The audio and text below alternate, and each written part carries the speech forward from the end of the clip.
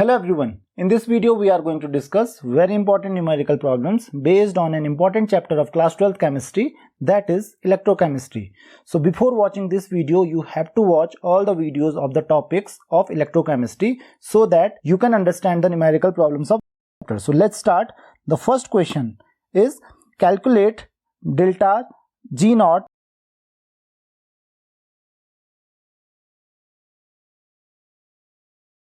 aqueous plus ZNS will form Zn2 plus aqueous plus CD. So quite easy question.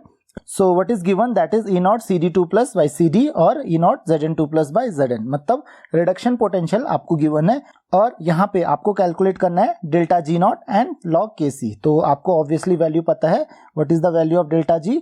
Delta G naught या delta R G naught that is denoted by that is equal to minus NFE. Now here आपको already formula पता है, minus NFE naught, ये formula होता है इसका.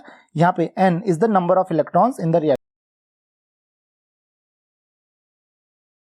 N की value कितनी हो जाएगी यहाँ पे 2, क्योंकि CD2 plus 2.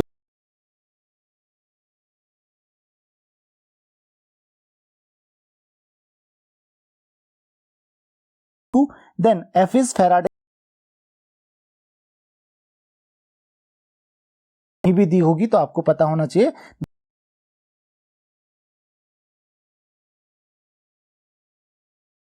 Coulomb per mole, तो इसकी वैल्यू भी आपको पता होनी चाहिए कि इसकी वैल्यू 96500 कूलम पर मोल होती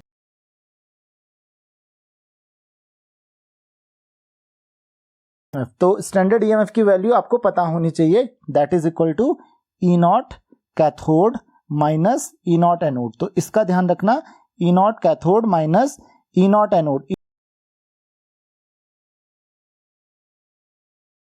देखिए आपको दो ही चीजें पता होनी चाहिए कि कैथोड कौन सा है और एनोड कौन सा है. तो देखिए आपको ये पता चलेगा रिएक्शन से. रिएक्शन आपको यहां पे दिख रही है सबसे ऊपर, CD2 प्लस यहां पे फॉर्म कर रहा है CD, यानी कि CD कैडमियम का हो रहा है यहां पे रिडक्शन, और जिसका रिडक्शन होता है वो होता है कैथोड. तो यानी कि E not of CD2 plus by CD ये आपको दिया हुआ है, that is E naught cathode. तो आपको कैथोड का पता करना है, बाकी Zn क्या हो जाएगा यहाँ पे एनोड हो जाएगा, दैट इज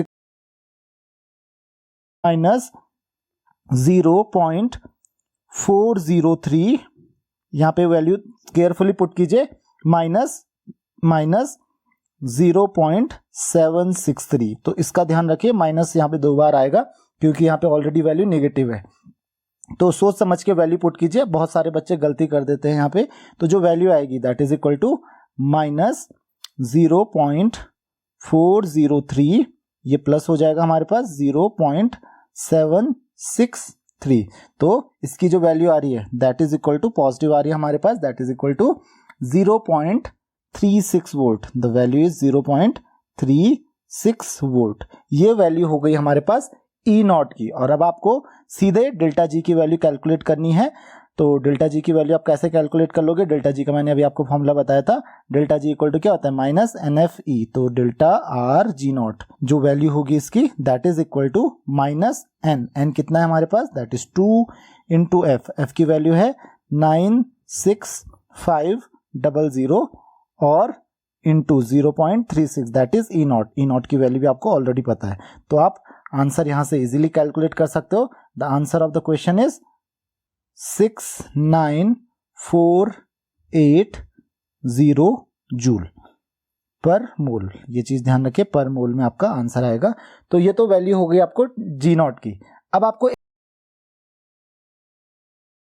तो लॉग Kc की वैल्यू आपको पता करनी है कि लॉग Kc की वैल्यू क्या होगी. तो आपको ऑलरेडी फॉर्मूला पता होगा कि E nought cell is also equal to, ये दो फॉर्मूले याद रखिए, E nought cell equal to होता है minus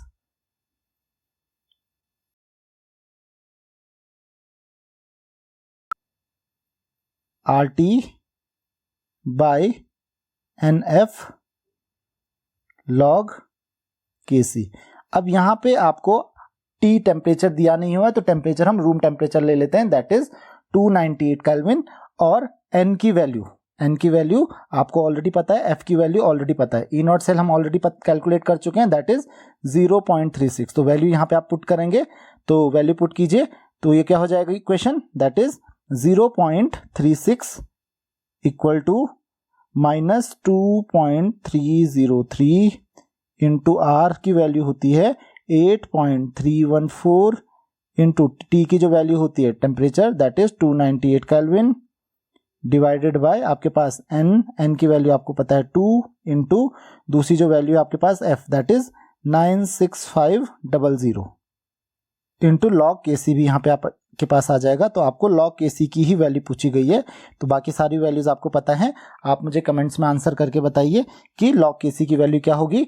the next question is calculate the EMF of the following cell at 298 kelvin. तो आपके पास एक क्वेश्चन दिया हुआ है और इस सेल दिया हुआ है दैट इज क्रोमियम जो है 2Cr plus 3Fe2 plus 0.1 molar solution इसका है माइनस 2Cr3 प्लस, इसको करेक्ट कर लीजिएगा, और 3Fe फॉर्म करता है। तो आपको जो इलेक्ट्रोड पोटेंशियल है वो दोनों का दिया हुआ है E0 Fe2 प्लस और Fe इसका और क्रोमियम दोनों का दिया हुआ है। तो हमको क्या कैलकुलेट करना है, ईएमएफ ऑफ द सेल। तो ईएमएफ ऑफ द सेल आपको पता है, यहाँ पे हम यूज करेंगे नॉन्स्ट इक्वेशन। तो according to Nernst equation EMF of the cell क्या होता है, that is equal to E0 cell minus 2.303 RT by NF log anode. तो यहाँ पे आपको पता करना है कि एनोड कौन सा होगा। तो आपको यहाँ पे दिख रहा है जिसका ऑक्सीडेशन होता है वो एनोड होता है और जिसका रिडक्शन होता है वो कैथोड होता है। तो आप देख सकते हो क्रोमियम यहाँ पे इलेक्ट्रॉन गेन कर रहा है, तो ये क्या है, इसका ऑक्सीडेशन हो रहा है, तो ये क्या है, एनोड है। तो that is concentration of Cr3 plus का concentration divided by concentration of cathode. तो कैथोड पे कौन है, that is Fe2 plus. Fe2 plus क्या हो जाएगा, कैथोड हो जाएगा, क्योंकि इसका रिएक्शन में रिडक्शन हो रहा है। तो इसका आपको ध्यान रखना है, ये पता करना कि ऑक्सीडेशन किसका हो रहा है और रिडक्शन किसका हो रहा है। अब पूरी रिएक्शन में, पूरी सेल रिएक्शन में आप ध्यान रखिए, क्योंकि यहाँ पे इनके कोफिशिएंट्स भी हैं, तो आप गलती कर देते हो इनके कोफिशिएंट से इनको मल्टीप्लाई नहीं करते। तो यहाँ पे क्रोमियम है तो क्रोमियम का कोफिशिएंट है 2, तो इसका स्क्वायर हो जाएगा, और Fe2 प्लस का जो कोफिशिएंट है वो है 3, तो इसका क्यूब हो जाएगा। तो इसका आप ध्यान रखेंगे, गलती मत कीजिएगा कि आपने कभी कभी 2 लगाना यहाँ पे भूल जाते हो, 2 और 3 लगाना भूल जाते हो इनकी पावर में। तो अगर कोफिशिएंट्स हैं तो उसका स्क्वायर या क्यूब कर लिया कीजिए। और उसके साथ साथ आपको एक और चीज का पता करना है, that is the value of N. तो E0 सेल आपको मैंने बताया था, मैं फॉर्मूला नहीं लिख रहा हूँ। E0 सेल होता है E0 cathode minus E0 anode. Cathode आपको पता चल गया, ये कैथोड है, तो E0 कैथोड दैट इज 0.44, वो भी negative, minus 0.44 minus E0 anode, anode का भी दिया हुआ है दैट इज माइनस 0.74। तो ये तो E0 सेल हो गया, माइनस 2.303 RT बाई NF। तो 2.303 RT बाई F की जो वैल्यू होती है ये होती है 0.059। तो आप ये वैल्यू भी लिख सकते हो, अगर आपको याद नहीं रखना है तो आप ये वैल्यू भी लिख सकते हो। N की वैल्यू यहाँ पे थोड़ा सा ट्रिकी है। ट्रिकी क्या है कि उस पूरी रिएक्शन में इलेक्ट्रॉन्स का ट्रांसफर देखिए। तो देखो 3Fe प्लस आयन है और ये 3Fe बनाते हैं, तो 2 प्लस आयन है, Fe2 प्लस आयन को 2 इलेक्ट्रॉन चाहिए, लेकिन यहाँ पे 3Fe2 प्लस आयन है, तो इसको कितने इलेक्ट्रॉन चाहिए होंगे, 2 × 3, यानी कि टोटल 6 इलेक्ट्रॉन्स चाहिए। तो बस यहाँ पे N की वैल्यू आप करेक्ट पुट कर लीजिएगा और बाकी आपको आंसर इजीली मिल जाएगा। तो 0.059 बाई 6 और लॉग के बाद कंसंट्रेशन ऑफ Cr3 प्लस का कंसंट्रेशन आपको दिया हुआ था, दैट इज 0.01 मोलर। तो दैट इज 0.01, यहाँ पे इसका स्क्वायर आ जाएगा, divided by concentration of Fe2 plus. तो Fe2 प्लस का कंसंट्रेशन आप देख सकते हो रिएक्शन में कितना दिया हुआ है, दैट इज 0.1। तो यहाँ पे आएगा 0.1 का होल क्यूब। तो यहाँ से आप कैलकुलेट कर सकते हो। तो 0.44 प्लस हो जाएगा 0.74, ये हो जाएगा 0.3 माइनस 0.059 बाय 6 लॉग। देखो 0.01 को आप 10⁻⁻² भी लिख सकते हो। 10⁻⁻² का होल स्क्वायर होता है 10⁻⁻4 डिवाइडेड बाय, ये हो जाएगा आपका 10⁻⁻3। तो आप यहां से लिख सकते हो this is equal to 0.3 minus 0.059 by 6 log, ये हो जाएगा 10⁻⁻1, 10⁻⁻1, और आपको पता है log 10⁻⁻1 की जो वैल्यू होती है दैट इज इक्वल टू 1। आपको देखो कुछ भी कैलकुलेट करने की जरूरत नहीं पड़ रही, यहाँ पे बहुत इजी कैलकुलेशन हो रही है। तो दैट इज इक्वल टू 0.3 और -1 ये आगे जाके प्लस हो जाएगा, 0.059/6 इसकी वैल्यू होती है हमारे पास 0.009 के आसपास लगभग इसकी वैल्यू आएगी। तो जो आपके पास आंसर आएगा that is equal to 0.309 volt. Next question आपके पास, calculate the EMF of following cell at 25 degree Celsius. तो 25 डिग्री सेल्सियस आपको पता है 298 केल्विन ही होता है, और सेल आपको ये दिया हुआ है। अब आपको यहाँ पे अगर सेल रिएक्शन आप लिखना चाहो तो आप सेल रिएक्शन भी लिख सकते हो। तो सेल रिएक्शन आपको पता है Fe जो है यहाँ पे H+ होगा। लेफ्ट हैंड साइड में आपको पता है जब भी सेल रिप्रेजेंटेशन होता है तो लेफ्ट हैंड साइड में होता है एनोड और राइट हैंड साइड में होता है कैथोड। तो अगर आप सेल रिएक्शन लिखना चाहो तो आप वो भी लिख सकते हो। सेल रिएक्शन क्या होगी, Fe और साथ में H+ जो है 2H+, ये क्या फॉर्म करेंगे, ये फॉर्म करेंगे Fe2+ प्लस H2। तो इस रिएक्शन का आपको ध्यान रखना है। इस रिएक्शन से आपको दो चीजें पता चलेंगी, एक तो किसका कोफिशिएंट 1 से ज्यादा है, और दूसरी चीज जो आपको पता चलेगी that is number of electrons, कितने ट्रांसफर हो रहे हैं। तो खैर नंबर ऑफ इलेक्ट्रॉन्स तो यहाँ पे इजी है पता करना है। Fe से Fe2+ फॉर्म कर रहा है तो ये 2 इलेक्ट्रॉन्स लूज करेगा, तो n की वैल्यू 2 हो जाएगी, और 2H+ से H2 बन रहा है तो ये भी 2 इलेक्ट्रॉन्स गेन करेगा। तो ध्यान रखिए वैल्यू जो होगी वो 2 होगी n की। तो सीधा अब आपको EMF of the cell calculate करना है। तो ई सेल, मैं सीधा ई लिख रहा हूं, ई सेल आप लिख सकते हो, ई सेल इक्वल टू क्या होता है, that is equal to E0 cell minus, मैं सीधा वैल्यू पुट कर रहा हूं, that is 0.059 divided by n, n की वैल्यू जो है दैट इज 2, साथ में लॉग कंसंट्रेशन ऑफ एनोड। तो एनोड पे देखिए कितना कंसंट्रेशन है 0.001, तो कंसंट्रेशन ऑफ H+ आयन, तो H+ आयन का कंसंट्रेशन दिया हुआ है दैट इज 0.01 का यहाँ पे आएगा स्क्वायर, इसका स्क्वायर आएगा, इसका ध्यान रखिए आप यहाँ पे। तो that is equal to E0 cell आप कैसे कैलकुलेट करोगे, that is E0 cathode minus E0 anode. तो E0 कैथोड आपको पता है दैट इज 0.00 दिया हुआ हाइड्रोजन के लिए, हाइड्रोजन कैथोड हो जाएगा। वो मैंने आपको बताया कि कैसे पता करेंगे, कैथोड हमेशा राइट हैंड साइड में होता है, तो माइनस 0.44, यहाँ पे आप गलती मत कीजिएगा, राइट, माइनस 0.0। नाउ लॉग, यहाँ पे आप इसको लिख सकते हो 10⁻⁻3, तो क्या हो जाएगा 10⁻⁻3 डिवाइडेड बाय ये हो जाएगा 10⁻⁻4। इसकी जो वैल्यू आ रही है 10⁻⁻3/10⁻4 ये आ रही है 10, और log 10 की जो वैल्यू होती है वो होती है 1। तो ओवरऑल आपको जो आंसर मिल रहा है दैट इज इक्वल टू 0.44, ये क्योंकि पॉजिटिव हो जाएगा माइनस माइनस प्लस हो जाएगा, माइनस यहाँ पे माइनस ही आएगा, that is 0.059 divided by 2, that is 0.029, और इसकी वैल्यू जो आती है that is equal to 0.411 volt. तो आई होप कि आपको ये क्वेश्चन भी समझ में आ गया होगा। नेक्स्ट क्वेश्चन हमारे पास, calculate the EMF of the following cell at 25 degree Celsius. तो हमारे पास ऑलमोस्ट सिमिलर टाइप के क्वेश्चंस आते हैं। तो जनरली आपको ये या तो इक्वेशन दी होगी या फिर आपको सेल रिप्रेजेंटेशन दिया होगा। तो आपको पता है कि जो लेफ्ट हैंड साइड में होता है दैट इज एनोड, और राइट हैंड साइड में आपके पास होता है कैथोड। तो सेम यहाँ पे भी हम कैलकुलेट करेंगे ईएमएफ ऑफ द सेल।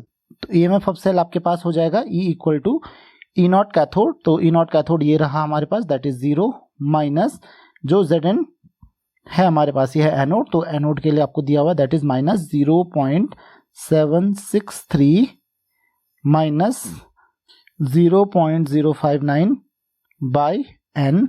तो यहाँ पे n की वैल्यू आपको पता होनी चाहिए, into log concentration at anode. तो एनोड का कंसंट्रेशन आपको दिख रहा है Zn2+ का कंसंट्रेशन है 0.001, तो वैल्यू पुट करेंगे 0.001 divided by concentration at cathode. तो कैथोड पे आपके पास हाइड्रोजन दैट इज 0.01, तो दैट इज 0.01 का होल स्क्वायर। होल स्क्वायर क्यों आएगा, क्योंकि आपको सेल रिएक्शन लिखनी होगी इसके लिए। तो सेल रिएक्शन लिखोगे तो क्या होगा, देखिए सेल रिएक्शन के लिए क्या होगा, Zn प्लस 2H+, ये फॉर्म करता है Zn2+ प्लस H2। तो आप देख सकते हो यहाँ पे 2 यहाँ पे हाइड्रोजन का स्क्वायर आएगा और Zn2 प्लस H2 यहाँ पे देख सकते हो आप, नंबर ऑफ जो इलेक्ट्रॉन्स हैं इसकी वैल्यू हो जाएगी 2। तो आप यहाँ पे वैल्यू पुट करके मुझे आंसर बताइए इस क्वेश्चन का। नेक्स्ट क्वेश्चन आपके पास, calculate the degree of dissociation of acetic acid if its molar conductivity is, तो आपको मोलर कंडक्टिविटी दी हुई है एसिटिक एसिड की, दैट इज 39.05 और आपको लैम्डा नॉट की वैल्यू दी है। तो ये जो क्वेश्चन है basically these questions are based on Kohlrausch law. ये क्वेश्चंस जो हैं ये कोलरैश लॉ पे बेस्ड हैं। तो कोलरैश लॉ क्या कहता है, जो लिमिटिंग मोलर कंडक्टिविटी होती है that is lambda nought for CH3COOH, क्योंकि आपको एसिटिक एसिड के लिए पूछा गया, तो lambda nought for CH3COOH is equal to lambda nought H plus lambda nought CH3COO minus ion. तो आपको सबसे पहले ये वैल्यू आपको पता होनी चाहिए। So that is equal to, आपको वैल्यूज दी गई हैं, दैट इज 349.6 प्लस यहाँ पे CH3COO माइनस आयन के लिए दिया हुआ दैट इज 40.98। तो आपको ये दोनों के दोनों को ऐड करना होगा, तो आपको यहाँ से लैम्डा नॉट की वैल्यू मिल जाएगी, यानी कि जो लिमिटिंग मोलर कंडक्टिविटी है उसकी वैल्यू आपको मिल जाएगी। So that is equal to 390.5। तो ये आपकी वैल्यू हो गई 390.5 और आप इसकी यूनिट का हमेशा ध्यान रखोगे, that is siemens centimetre square per mole, Simon centimetre square per mole. तो आपको यहाँ पे दिया हुआ है Simon centimetre square per mole. तो लैम्डा नॉट की आपको वैल्यू मिल गई। Now you have to calculate the degree of dissociation, और आपको पता है that is molar conductivity that is lambda. तो लैम्डा आपको दिया हुआ है, lambda is equal to lambda for CH3COOH, तो लैम्डा इज इक्वल टू 39.05, इसकी वैल्यू आपको दी गई है, that is siemens centimetre square per mole. तो डिग्री ऑफ डिसोसिएशन का फॉर्मूला आपको पता होना चाहिए, that is alpha. Alpha is equal to lambda by lambda nought. ध्यान रखिए, lambda by lambda nought that is molar conductivity divided by limiting molar conductivity. So that is 39.05 divided by 390.5, तो this is equal to 0.1। So जो degree of dissociation की value आ रही है that is 0.1। बहुत simple सा आपके पास ये क्वेश्चन था, तो ये फॉर्मूला आपको ध्यान रखना है, that is degree of dissociation equal to molar conductivity divided by limiting molar conductivity. The next question is the molar conductivity of a 1.5 molar solution of an electrolyte is found to be 138.9. Calculate the conductivity of this solution. तो आपको क्या calculate करनी है, conductivity. So you already know the relationship between molar conductivity and conductivity. So the formula for molar conductivity that is lambda m or lambda is equal to 1000 into kappa. Kappa is conductivity divided by concentration. तो आपको value already दी है, तो lambda M की value आपको दी है that is 138.9. So 138.9 is equal to 1000 into के कप्पा बाय सी। सी की वैल्यू आपको ऑलरेडी दी है, that is concentration, that is 1.5 molar solution. तो 1.5 इसकी वैल्यू हो जाएगी। तो you have to find the value of kappa. तो kappa is equal to 138.9 into 1.5 by 1000। तो इस तरीके से आप कंडक्टिविटी की वैल्यू कैलकुलेट कर सकते हो। तो आप मुझे आंसर बताइए किसका आंसर क्या आएगा। नेक्स्ट क्वेश्चन आपके पास है question number 7। The conductivity of 2.5 into 10⁻⁻⁴ molar methanoic acid is 5.25 into 10⁻⁻⁵ and you have to calculate molar conductivity and degree of dissociation. So molar conductivity का फॉर्मूला जो होगा आपके पास, you already know that lambda is equal to 1000 into kappa divided by concentration. So 1000 into the value of kappa. The value of kappa is given, that is equal to 5.25 into 10⁻⁻⁵. So 5.25 into 10⁻⁻⁵ divided by concentration. तो concentration is given, that is 2.5 into 10⁻⁻⁴ divided by 2.5 into 10⁻⁻⁴. तो यहाँ से आप calculate कर सकते हो the value of lambda. So lambda की value जो आएगी that is equal to 210 siemens centimetre square per mole. So I hope you have understood this question. Now you have to calculate the degree of dissociation. तो ये question number 5 जैसा ही बन गया जैसे आपने क्वेश्चन नंबर 5 सॉल्व किया था. You have to calculate alpha. तो for that you have to calculate the value of lambda nought. So value of lambda not is equal to lambda nought, क्योंकि ये मिथेनॉइक एसिड है, so lambda nought H plus lambda nought HCOO minus ion. तो ये दोनों values आपको दी गई हैं, lambda nought H plus and lambda nought HCOO minus, both are given, so you have to calculate the value of alpha. तो यहाँ पे आप वैल्यू पुट करेंगे, so that is equal to 349.5 plus 50.5. तो ये जो वैल्यू होगी that is equal to 400. so value जो इसकी आएगी that is equal to 400. so lambda nought हमारे पास ऑलरेडी है, lambda not is equal to 400. याद रखना Simon centimetre square per mole. So unit जो होगी इसकी साइमन सेंटीमीटर स्क्वायर पर मोल. नाउ हमारे पास अब अल्फा आएगा. Alpha is equal to lambda by lambda nought. So lambda we already know lambda that is equal to 210 divided by 400. So यहाँ से आप alpha की वैल्यू इजीली कैलकुलेट कर सकते हो, that is equal to 0.525. Next question हमारे पास है, the resistance of 0.01 molar NaCl solution at 25 degree celsius is 200 ohm. ये 12 नहीं है, इसको ओम कर लेना, that is 200 ohm. Now the cell constant of the conductivity cell used is unity. तो सेल कांस्टेंट की वैल्यू यूनिटी है. Calculate the molar conductivity of the solution. You have to calculate the molar conductivity of the solution. Now how do we have to solve.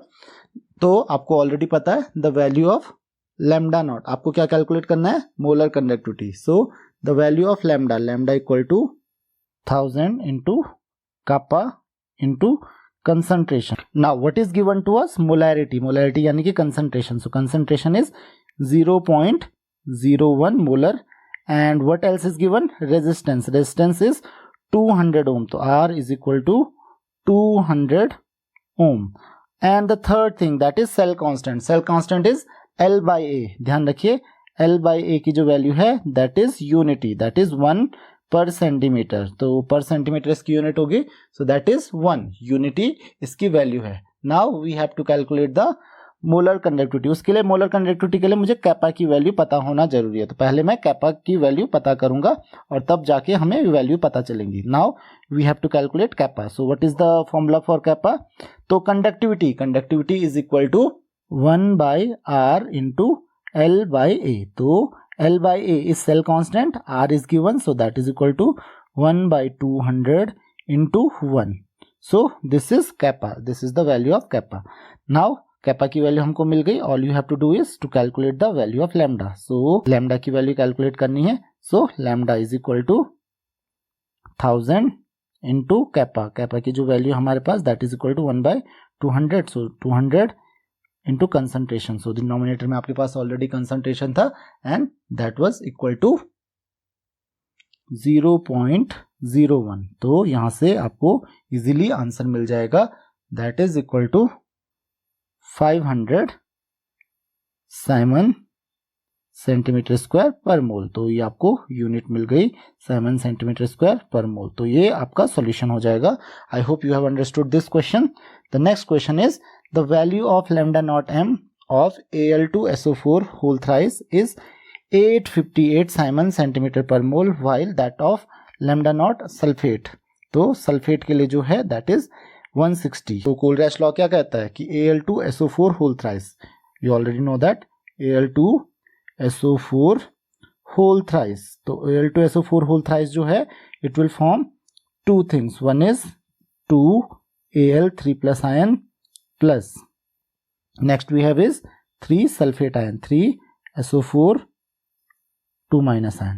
Now you already know the Kohlrausch law. So according to Kohlrausch law, 2 into limiting molar conductivity of Al3 plus. So limiting molar conductivity of Al3 plus, that is lambda of Al3 plus, lambda naught of Al3 plus 3 into limiting molar conductivity of sulfate ion, 3 into lambda naught for sulfate ion SO4 2 minus ion, that is equal to lambda naught of Al2 SO4 whole thrice. So this is our formula, this is Kohlrausch law. यही हमारे पास कोलरैश law था कि जितने भी ions होते हैं उन सारे आयंस की लिमिटिंग मोलर कंडक्टिविटी का जो सम होता है that is equal to the limiting molar conductivity of compound. तो अब आपको क्या क्या दिया हुआ है यहाँ पे आपको दिया हुआ है Al2SO4 की limiting molar conductivity, this value is given, and for sulphate this value is also given. तो ये क्या हो जाएगा, बस यही वैल्यूज हमको यहाँ पे पुट करनी है। तो 2 into lambda naught Al3 plus ये हम रखेंगे यहाँ पे क्योंकि इसकी वैल्यू हमको नहीं पता है।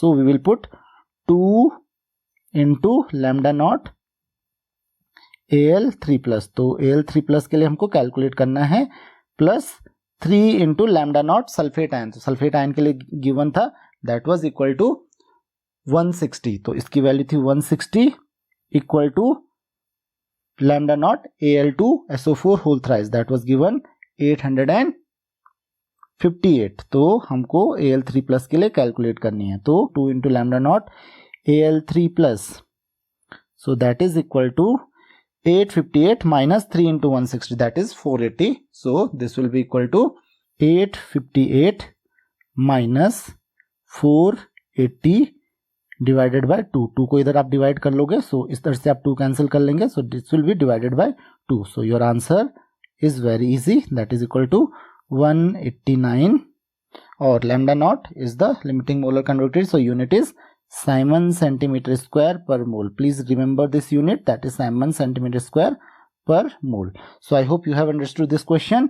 The next one is, when a certain conductance cell was filled with 0.1 molar KCl, it has a resistance of 85 ohms at 25 degrees Celsius. When the same cell was filled with an aqueous solution of 0.052 molar unknown electrolyte, the resistance was 96 ohm. Calculate the molar conductance of electrolyte at this concentration. तो specific conductance दिया हुआ है आप लोगों को, so specific conductance of 0.1 molar KCl is given, that is 1.29 into 10 raised power minus 2 Simon per centimeter. So what do we have to calculate? We have to calculate the molar conductance of electrolyte at this concentration. तो molar conductance हमको पता करना है electrolyte का इस concentration पे. So first of all, what is given? The resistance is given. दोनों conditions में हमको resistance given है. Resistance, the first one for KCl solution that is 85 ohm, and for unknown electrolyte, तो unknown electrolyte के लिए that is 96 ohm. तो दोनों के लिए हमको resistance already given है. So you already know that kappa is equal to 1 by R into L by A. तो जो हमारे पास KCl सॉल्यूशन है उसको मैं 1 से डिनोट करता हूं, तो kappa 1 equal to 1 by R1 into L by A, and K2 kappa 2 is equal to 1 by R2 into L by A. L by A दोनों में कॉमन है, so from here from these two equation you can see that K1 by K2, from these two equation you can easily find that kappa 1 by kappa 2, kappa 1 by kappa 2 is equal to R2 by R1, यहां से मुझे मिल जाएगा R2 bye R1. तो reciprocal हैं दोनों, एक दूसरे के इनवर्सली प्रोपोर्शनल हैं, और आपको पता है दोनों में सेम सेल है तो cell constant will remain same, इसलिए उसका नाम सेल कांस्टेंट है, क्योंकि किसी डेफिनेट सेल के लिए L की वैल्यू और जो A की वैल्यू है, एरिया ऑफ क्रॉस सेक्शन की value, it does not change, तो ये जो वैल्यू है दोनों में सेम रहेगी, तो इसलिए मैंने L बाई A दोनों में सेम लिया है. Now R1 is given that is 85 and R2 is also given that is 96. तो R2 की वैल्यू हमारे पास 96 है, R1 की वैल्यू 85 है, and kappa 1 that is for KCl that is 1.29 into 10 raised power minus 2. तो बस हमको ये वैल्यूज ही पुट करनी है, तो ये वैल्यूज हम पुट करके देखते हैं. So we will put 1.29 into 10 raised power minus 2 divided by kappa 2 is equal to आ रहा है आपके पास R2 by R1. So R2 was given that is 96 divided by R1. R1 was also given 85 ohm. So हमको यहाँ से जो K है K2 मिल जाएगा बहुत easily. You have to find K2 kappa 2. So what is the value of kappa 2? So it is 2. So kappa 2 is equal to 1.29 into 10 raised power minus 2 into 85 by 96. So this will be equal to, this is 2 not P, so this is equal to kappa 2 for unknown electrolyte, it is equal to 1.142 into 10 raised power -2 7 पर centimetre. तो kappa 2 की जैसी value मिली आपको, what do we have to find, we have to find the molar conductivity that is equal to lambda. So lambda is equal to, lambda की value आप लोगों को ऑलरेडी पता है, that is lambda is equal to 1000 into kappa which is given 1.142 into 10⁻⁻2 divided by concentration. Concentration of the electrolytic solution was also given and that was equal to 0.052 divided by 0.052. So please tell me the answer. What is the value of lambda?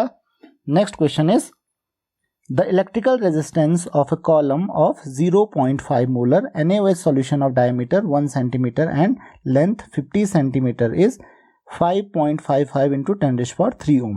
Calculate its resistivity, conductivity and molar conductivity. So you have to calculate everything, that is resistivity, conductivity and molar conductivity. तो सभी चीजें आपको calculate करनी है. So first of all, what is given? Diameter is given, that is 1 cm. So for that you have to calculate the area of cross section. तो area of cross section is equal to pi r square. So pi r square which is equal to 3.14 and the value of r is 1/2 centimeters. So 1/2 square. So it is equal to 0.785 0.785 centimeter square. So the value of area is 0.785 centimeter square. So this is area of cross section. Now you have to calculate the resistivity, that is rho. So what is the formula for resistivity? That is R into A by L. This formula is also in physics. Physics में भी आपने formula पढ़ा होगा. So resistivity is equal to R. Resistance आपको given है, that is equal to 5.55 into 10⁻³ So 5.55 into 10⁻³ into area of cross section, that is equal to 0.785 divided by L, that is length which is given 50 centimeter. So 50 centimeter, यहाँ पे हम centimetre में ही लेते हैं, इसका आप ध्यान रखना, तो कंफ्यूज मत होना, इसको आप मीटर में कन्वर्ट नहीं करोगे. तो यूनिट आपने देखी होगी सेंटीमीटर या पर सेंटीमीटर या सेंटीमीटर स्क्वायर, ऐसी आपके पास यूनिट्स होती हैं. So don't get confuse. So it is equal to, आप लिख सकते हो, इसको आप कैलकुलेट कर लीजिए. It is very easy calculation. 87.135 ohm per metre, Om centimetre. तो इसका ध्यान रखेंगे आप. This is resistivity. नाउ एक और चीज आपको कैलकुलेट करनी है, that is conductivity. So conductivity is quite easy to calculate. What is the formula of conductivity? That is kappa equal to 1/ρ. So you have already calculated resistivity. So conductivity is equal to 1/87.135. So you will tell me the answer of this question. And the last thing that you have to calculate is molar conductivity. So what is the formula for molar conductivity? That is lambda. Lambda is equal to, or you can say lambda m, that is equal to 1000 into kappa divided by concentration. So this is equal to 1000.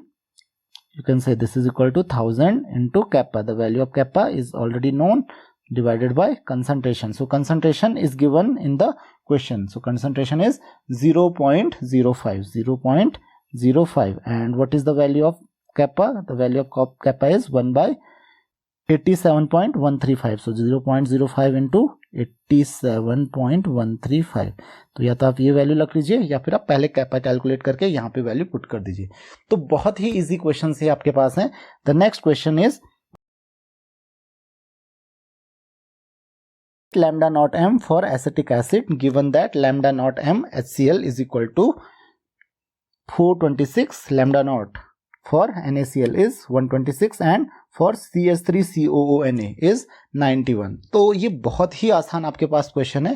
तो देखिए कैसे calculate हम इसके लिए करेंगे. देखिए सबसे पहले हम कोलरैश लॉ इसमें लगाएंगे. तो हमको क्या क्या पता है, that is lambda nought HCl. So lambda nought HCl के लिए हम क्या लिख सकते हैं, लैम्डा नॉट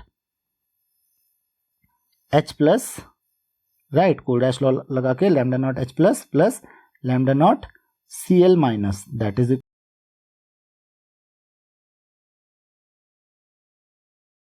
कंडक्टिविटी होती है, that is equal to sum of the limiting molar conductivity of its ions. तो lambda nought H plus plus lambda nought Cl minus, that is equal to lambda nought HCl. तो मैं यहाँ पे लिख नहीं रहा हूं, I am direct putting it, that is 426 So this is equation 1. Suppose this is equation 1. Next is lambda naught Na plus for NaCl, lambda naught Na plus lambda naught Cl minus. So that is equal to given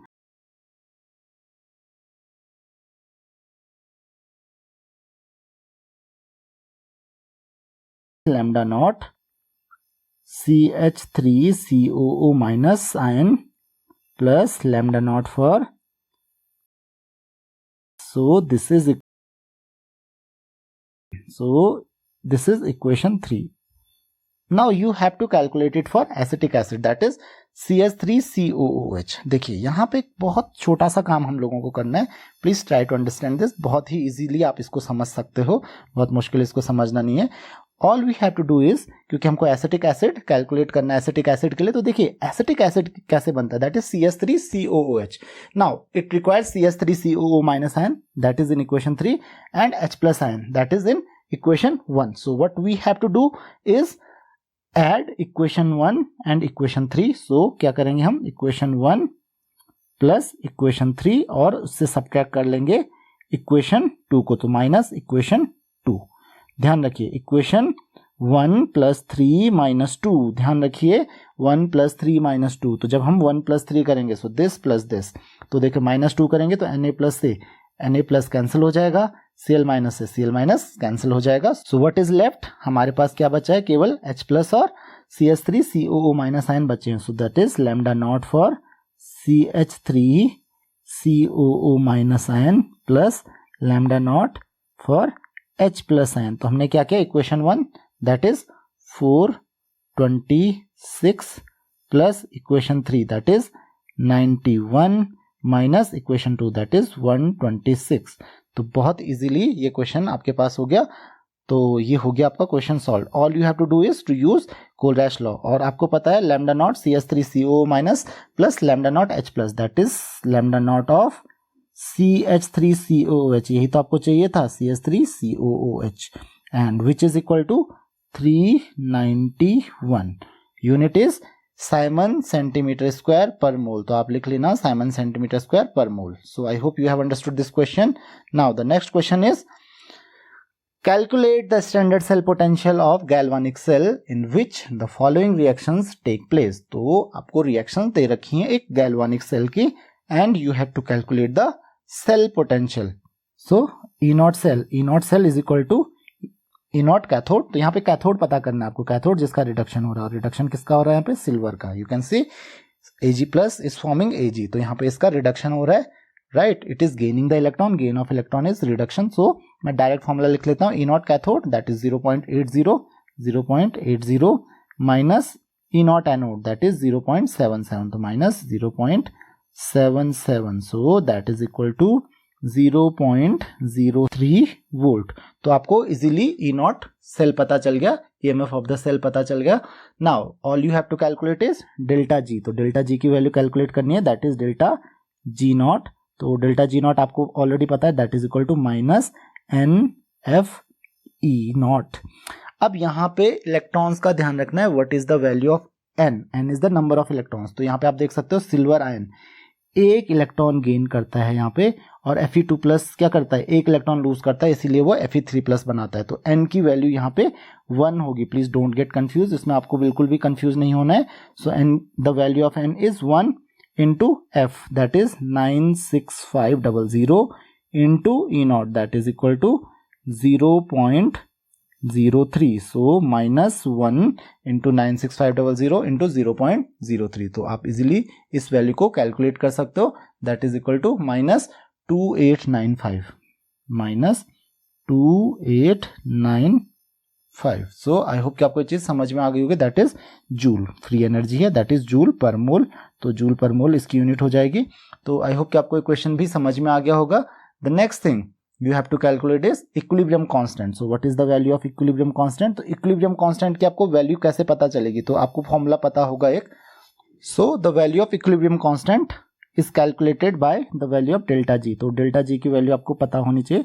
delta G is equal to minus NFE. So delta G naught equal to minus NFE naught, and that is also equal to minus 2.303 RT into log Kc। तो ये ध्यान रखना, ये पूरा formula होता है। Now तो यहाँ से आपको दिख रहा है, ये फॉर्मूला आप यूज करोगे, आपको E नॉट ऑलरेडी पता है। So formula is log K is equal to, तो निगेटिव साइन दोनों तरफ आप कैंसिल कर सकते हो, that is n, the value of n is 1 for this equation, into f into E naught by 2.303 RT। तो ये आपको फॉर्मूला याद रखना है। Now the value of 2.303 RT by f is known, that is 0.059। तो ये वैल्यू हम put कर लेंगे, तो ये हो जाएगा log K is equal to 1 into the value of E naught, that is 0.03 divided by 0.059। Now from here आपको log K की वैल्यू पता चल जाएगी, that is equal to, यहाँ से K की वैल्यू निकालने के लिए हम क्या करेंगे, K equal to anti log of, that is equal to anti log of 0.03 divided by 0.059। तो इसको ध्यान रखिए, this is 9, so this is 0.059। So please tell me the value of K। K की वैल्यू क्या आ रही है ये आप मुझे बताएंगे। द नेक्स्ट क्वेश्चन हमारे पास है, अ current of 1.50 ampere was passed through an electrolytic cell containing silver nitrate solution with inert electrode. The weight of silver deposited was 1.50 ग्राम। तो एक करंट आपने पास किया 1.5 एम्पियर का, राइट, और 1.5 ग्राम यहाँ पे सिल्वर डिपॉजिट हुआ है। Molar mass of silver is given, that is 108 gram. So what do we have calculate the time in which the current flows. तो यहाँ पे देखिए, आपको ऑलरेडी पता है सिल्वर नाइट्रेट में हमारे पास होता है Ag+। आपको बस इस चीज का ध्यान रखना है कि जो सॉल्ट है उसमें आयन कौन सा होता है, that is Ag+। So Ag+ needs 1 electron, Ag+ needs 1 electron to form silver. Now यहां से बस आपको यूनिटरी मेथड यूज करना है। तो आपको दिख रहा है एक सिल्वर आयन को डिपॉजिट होने के लिए 1 इलेक्ट्रॉन की जरूरत पड़ रही, means 1 mole of silver requires 1 mole of electron. And what is the charge of 1 mole electrons, that is equal to Faraday's constant, that is 96500। यहाँ पे आपको वैल्यू ऑलरेडी दी है 96500, इसको करेक्ट कर लीजिएगा, 96500 हो जाएगा। तो 1 फैराड इक्वल टू 96500 आपको ऑलरेडी दिया हुआ है क्वेश्चन में। तो यहाँ पे आपको कैलकुलेट करना है कि कितने टाइम के लिए करंट फ्लो होगा। तो आप क्या करोगे यहाँ पे कि 1 मोल Ag को डिपॉजिट करने के लिए what is the molar mass of silver, that is 108 gram. So बस ये चीज आपको ध्यान रखनी है कि charge required to deposit 108 gram silver, that is equal to कितना चार्ज चाहिए, दैट इज 1 मोल इलेक्ट्रॉन्स का चार्ज। तो इतना आप ध्यान रखोगे, that is equal to 96500 coulomb. फिर से समझा देता हूं, क्योंकि देखिए मैंने क्या कहा, 1 मोल सिल्वर को डिपॉजिट करने के लिए 1 मोल इलेक्ट्रॉन्स की जरूरत है। तो 1 मोल इलेक्ट्रॉन्स का चार्ज कितना होता है, that is equal to 1 farad 96500 coulomb. तो बस हमको यही चीज ध्यान रखनी है। तो 108 ग्राम सिल्वर के लिए इतना चार्ज चाहिए। सो चार्ज रिक्वायर्ड टू डिपॉजिट 1.5 ग्राम। तो आगे आप लिखोगे, मैं नहीं लिख रहा हूं, कि charge required to deposit 1.5 gram silver. तो 1.5 ग्राम सिल्वर के लिए कितना चार्ज होगा, that is 96500 into 1.5 divided by 108। Unitary method, इतना चार्ज ये होगा। और चार्ज Q इक्वल टू आपको ऑलरेडी पता है, the formula of charge equal to Q equal to IT। I is current और T आपको होता है टाइम। तो I आपको ऑलरेडी दिया हुआ है, करंट इज 1.5 एम्पियर। तो करंट आपको ऑलरेडी दिया हुआ है 1.5 एम्पियर। तो बस आप I की वैल्यू पुट कीजिए और आंसर आपको अपने आप मिल जाएगा। तो I की वैल्यू यहाँ पे पुट करेंगे हम। So 96500 into 1.5 by 108 equal to 1.5 into T. तो 1.5 आप दोनों तरफ कैंसिल कर सकते हो। तो t is equal to, T की जो वैल्यू आई दैट इज 96500 डिवाइडेड बाय 108। तो इजीली आपको टाइम यहां से मिल जाएगा। तो प्लीज मुझे बताइए टाइम कितना आएगा, that will be in second में आपको टाइम मिलेगा। तो आपको कंफ्यूज नहीं होना है, यहां से आप चाहो तो मिनट्स या फिर आवर्स में भी टाइम को कैलकुलेट कर सकते हो। तो आई होप कि आपको ये क्वेश्चन समझ में आ गया होगा। The next question that we have is the conductivity of a 0.01 molar solution of acetic acid at 298 kelvin. तो 298 केल्विन पे आपको दिया हुआ है, that is 1.65 into 10⁻⁴. Calculate the molar conductivity of the solution. आपको अगेन मोलर कंडक्टिविटी कैलकुलेट करनी है। तो ये तो आपको बहुत ही सिंपल क्वेश्चन दे दिया गया है। तो lambda m is equal to, या आप सिंपली लैम्डा से भी डिनोट कर सकते हो, lambda m is equal to conductivity 1000 kappa divided by concentration. तो that is equal to 1000 into kappa. Kappa आपको दिया हुआ है, दैट इज कंडक्टिविटी। तो 1.65 into 10⁻⁴ divided by C. Concentration is given, that is equal to 0.01. So this is your answer. आप easily यहाँ से answer calculate कर सकते हो। तो आंसर मुझे बताइए कि इस क्वेश्चन का आंसर क्या आ रहा है। Next question is calculate the time to deposit 1.27 gram of copper at cathode when a current of 2 ampere was passed through the solution of copper sulfate. Again यहाँ पे ध्यान रखना है, कॉपर सल्फेट में कॉपर Cu2+ और sulphate SO4 2- ion होता है। सो Cu2+ को डिपोजिट करने के लिए we require 2 electrons and it will form Cu. So ध्यान रखिए, अगेन यहाँ पे आप लिखोगे कि the charge required to deposit 1 mole of copper. 1 mole copper कितना होगा, मोलर मास आपको दिया है, दैट इज 63.5 ग्राम। तो ध्यान रखिए, the charge required to deposit 63.5 gram of copper. तो उसको डिपोजिट करने के लिए जो चार्ज चाहिए होगा, दैट इज इक्वल टू 2 मोल। तो दैट इज 2 फैरेड, राइट, इतना ध्यान रखिए। तो 2 farad that is equal to 2 into 96500। यहाँ पे 1 फैरेड नहीं होगा, क्यों? क्योंकि एक कॉपर को डिपोजिट करने के लिए 2 इलेक्ट्रॉन्स की रिक्वायरमेंट है, एक कॉपर एटम को डिपोजिट करने के लिए। So to deposit 1 mole of copper you require 2 moles of electrons. तो इतना ध्यान रखना, बस यहाँ से आपका क्वेश्चन इजीली सॉल्व हो जाएगा। सेम वैसे ही आप कैलकुलेट करोगे जैसे आपने पिछले क्वेश्चन में किया था। तो हमको कितना डिपॉजिट करना है, 1.27 ग्राम। तो to deposit 1.27 gram of copper आपको कितना चार्ज चाहिए होगा, द चार्ज रिक्वायर्ड इज, पूरा आप लिखोगे, मैं लिख नहीं रहा हूं यहाँ पे, that is 2 into 96500 divided by 1.27 into multiply करोगे आप किससे, 63.5 से, तो इंटू 63.5, इसको मत भूलना, 63.5 को मत भूलना यहाँ पे। तो और ये जो चार्ज होता है, चार्ज इक्वल टू आपको ऑलरेडी पता है, Q equal to I into T. तो बस आई आपको दिया हुआ करंट दिया हुआ 2 एम्पियर, सो 2 इंटू टी। तो 2 into T is equal to 2 into 96500 into 63.5 divided by 1.27। तो यहाँ पे आप 2 से 2 कैंसिल कर सकते हो दोनों तरफ, तो आपको टाइम मिल जाएगा सेकंड्स में। तो please tell me the answer. Next question आपके पास है, how much electricity in terms of faraday is required to produce 20 gram of calcium from molten calcium chloride. So again calcium chloride में जो calcium होता है that is in the form of Ca2+। It requires 2 electrons to form a calcium atom. तो deposit करने के लिए इसको calcium atom की फॉर्म में आना पड़ेगा। तो आपको अगेन 1 मोल कैल्शियम को डिपोजिट करने के लिए आपको 2 मोल इलेक्ट्रॉन्स चाहिए होंगे। 1 मोल यानी कि कैल्शियम का जो मोलर मास होता है दैट इज 40। तो 40 ग्राम कैल्शियम को डिपोजिट करने के लिए all you require is 2 moles of electron. 2 mole electron का चार्ज कितना होता है, दैट इज 2 फैरेड। तो यहाँ पे फैरेड में ही निकालना है, तो 2F लिख लो सीधा, राइट। कितने के लिए, 40 ग्राम के लिए, 1 मोल के लिए। आपको कितना पूछा है, 20 ग्राम कैल्शियम के लिए। तो 20 ग्राम कैल्शियम के लिए कितना चाहिए होगा, 20 ग्राम कैल्शियम के लिए चाहिए होगा आपको, आप कंप्लीटली लिख लेना कि the charge required to deposit 40 gram of calcium is equal to 2 farad. The charge required to deposit 20 gram of calcium that is equal to 2 into 20 divided by 40. So that is equal to 1 farad. The answer is 1 farad. तो इसका answer बहुत आसान था। The next question is, silver is uniformly electrodeposited on a metallic vessel of surface area 900 centimeter square by passing the current of 0.5 ampere for 2 hours. Calculate the thickness of silver deposited given the density and atomic mass of Ag equal to 108। तो आपको क्या क्या दिया हुआ है, देखिए atomic mass दिया हुआ है।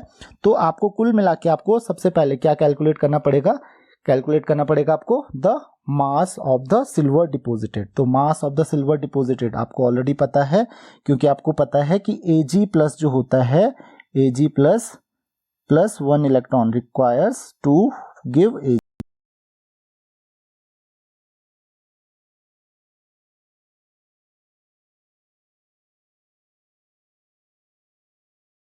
अगर डिपॉजिट करना है 108 ग्राम सिल्वर तो उसके लिए 96500 कूलम चार्ज चाहिए होगा। तो आप कह सकते हो 96500 कूलम चार्ज डिपॉजिट्स, ध्यान रखना इट डिपॉजिट्स कितना, दैट इज 108 ग्राम। ये कितना डिपॉजिट करता है,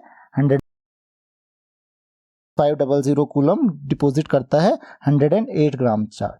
तो हमारे पास चार्ज है कितना एक्चुअल में, हमारे पास चार्ज कैसे कैलकुलेट करेंगे, that is I into T. तो that is 0.5 into 2R। 2R में 1 आवर में आपको पता है 3600 सेकंड्स होते हैं, तो दैट इज 7200 सेकंड्स हो जाएंगे I इंटू टी।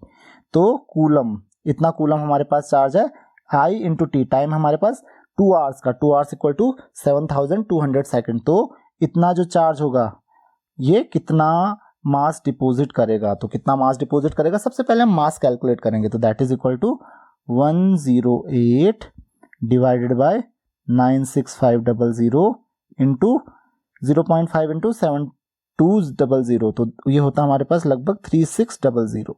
तो यहाँ से आपको आंसर मिल गया। तो इतना ग्राम ऑफ सिल्वर डिपॉजिट हुआ है, तो ये ग्राम में आएगा, ध्यान रखिए इट इज इन ग्राम्स। तो इतना ग्राम हमारे पास सिल्वर डिपॉजिट हुआ है, तो यहाँ पे आप उसको लिख लीजिए, that is equal to 4.03 gram of silver, 4.03 gram of silver. यहाँ पे मैं पूरा लिख नहीं रहा हूँ, आप प्रॉपरली लिखिए इसको। The next thing that you have to calculate is the thickness. तो थिकनेस के लिए मुझे वॉल्यूम कैलकुलेट करना है, थिकनेस के लिए मुझे कैलकुलेट करना है volume.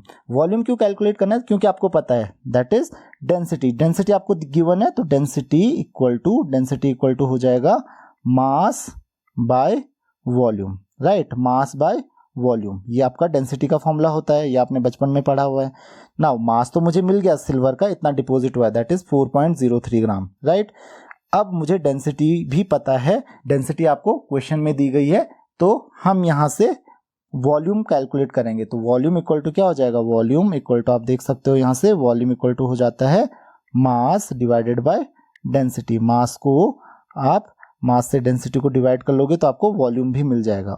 So how will we calculate volume, volume equal to area, ध्यान रखना एरिया इनटू थिकनेस। वॉल्यूम को हम क्या लिख सकते हैं, एरिया इनटू थिकनेस। किसी भी चीज का आपको वॉल्यूम निकालना है, राइट, डिपोजिशन का, तो that is equal to area into thickness equal to mass by density. तो mass is 4.03 and density is given in the question, that is equal to 10.5. so 10.5. area is also given, area आपको दिया हुआ है 900 centimetre square. तो value put कीजिए, area की भी value put कीजिए, तो थिकनेस जो होगी आपको यहाँ से थिकनेस इजीली मिल जाएगी। So thickness you have to calculate thickness equal to हो जाएगा आपके पास 4.03 divided by 10.5 into area. Area कितना था हमारे पास, दैट इज 900 सेंटीमीटर स्क्वायर।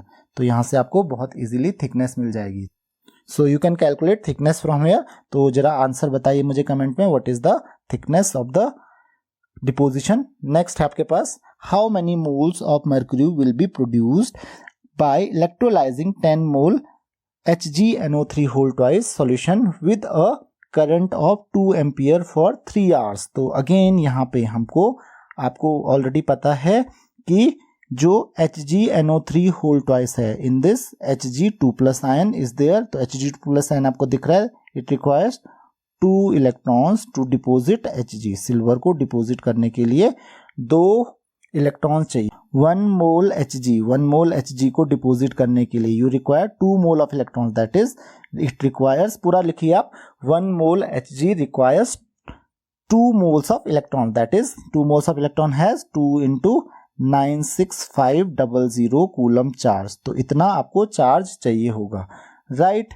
तो 1 मोल के लिए इतना चार्ज चाहिए होगा। तो अगर इतने चार्ज में, ध्यान रखिए, 2 into 96500 that is equal to 193,000 coulomb. तो 193,000 कूलम जो चार्ज है, it will give 1 mole Hg। इतना ध्यान रखिए, it will give 1 mole Hg। तो पूरा आप लिखोगे कि 193,000 coulomb charge will give 1 mole Hg। तो हमारे पास चार्ज कहां से आएगा, charge equal to I into T. I आपको दिया हुआ है 2 इंटू टाइम दिया हुआ है 3 आवर्स। तो 3 आवर्स 3 इंटू 3600 सेकेंड्स। तो 3 इंटू 3600, इतना हमारे पास अगर चार्ज है तो इसमें कितना मोल Hg मिलेगा, that is equal to 1/193,000 into multiply करेंगे किससे, 2 इंटू 3 दैट इज 6 इंटू 3600, तो इतना आपको नंबर ऑफ मोल्स मिल जाएंगे। तो आई होप कि आपको ये क्वेश्चन समझ में आ गया होगा। तो please tell me how many moles of mercury will be deposited. और लास्ट क्वेश्चन आपके पास है equilibrium constant that is Kc for a given cell reaction is 10, find the E naught cell. तो ई नॉट सेल आपको find करना है। तो आपको ऑलरेडी पता है, ये आपको रिएक्शन दी है AB2+, तो यहाँ पे नंबर ऑफ इलेक्ट्रॉन्स कितने, 2 इलेक्ट्रॉन गेन कर रहा है ए, 2 इलेक्ट्रॉन लूज कर रहा है। तो यहाँ पे आपको नंबर ऑफ इलेक्ट्रॉन्स पता है दैट इज 2। तो यहाँ पे आप फॉर्मूला यूज करोगे बहुत सिंपल सा, that is NFE0 is equal to minus 2.303 RT log Kc। It is quite easy. तो फॉर्मूला यूज कीजिए, log Kc is equal to NFE0 by, यहाँ पे ध्यान रखना माइनस माइनस दोनों तरफ कैंसिल हो जाता है, तो बाय आपके पास आएगा 2.303 RT। Now you already know that F 2.303 RT by F, इसकी जो वैल्यू होती है दैट इज इक्वल टू 0.059। तो आपको E की वैल्यू पता करनी है केवल, और नंबर ऑफ इलेक्ट्रॉन्स आपको ऑलरेडी पता है दैट इज 2, बस वैल्यू पुट कीजिए। सो log Kc की वैल्यू आपको ऑलरेडी दी है that is 10। So log 10 is equal to the value of n is 2 into E0 by 0.059। तो आपको यहाँ से इजीली E0 की वैल्यू मिल जाएगी। तो आप लिख सकते हो E0 cell, E0 is equal to, यहाँ log 10 1 हो जाएगा दैट इज 0.059 बाय 2। तो this is quite easy. So E0, the value of E0 जो स्टैंडर्ड EMF आ रहा है सेल का दैट इज 0.0295। तो आई होप कि आपको क्वेश्चन समझ में आ गया होगा। This is quite easy to understand. So this is 0.0295 volt. So this is all in this lecture. I hope you have understood the numerical problems of this chapter. If you have any queries, you can ask your questions in comments. Thank you very much.